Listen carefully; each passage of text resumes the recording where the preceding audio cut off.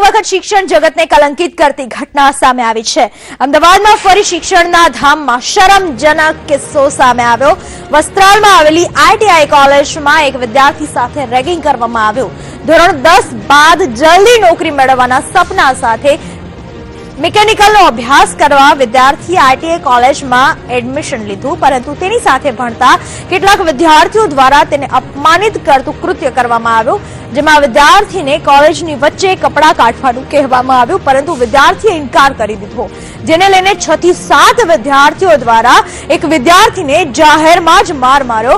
અંતે વિદ્યાર્થી કપડાં કાઢવા મજબૂર બન્યો। વિદ્યાર્થીએ કપડાં કાઢ્યા અને આ 6 થી 7 વિદ્યાર્થીઓ વિડીયો ઉતારી પિશાચી આનંદ લેતા હતા। એટલેથી જ નાટ્યું, પણ આ વિડીયો વાયરલ પણ કરાયો।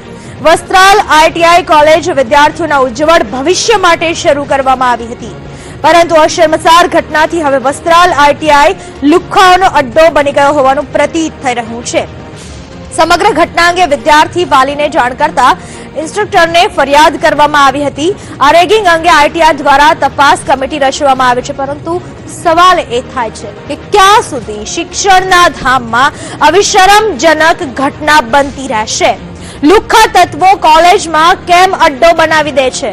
ક્યાં સુધી ચાલતી રહેશે રેગિંગની રંજાડ? ક્યાં સુધી નિર્દોષ વિદ્યાર્થીઓ થતા રહેશે અપમાનિત? ક્યારે અટકશે શિક્ષણને કલંક લગાવતી આવી ઘટનાઓ? 7 છોકરાઓ એના માટે જવાબદાર જણાયા છે।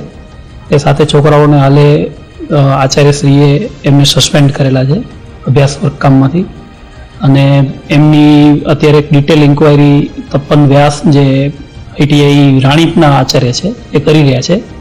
વિદ્યાર્થીઓના ક્લાસમેટ્સના બધાના નિવેદનને એની કાર્યવાહી પૂર્ણ થવામાં છે, એટલે એના આધારે જે કંઈ પણ યોગ્ય જણાશે એ વિદ્યાર્થીઓ સામે, અને જે કોઈ પણ એમાં ઇન્સ્ટ્રક્ટર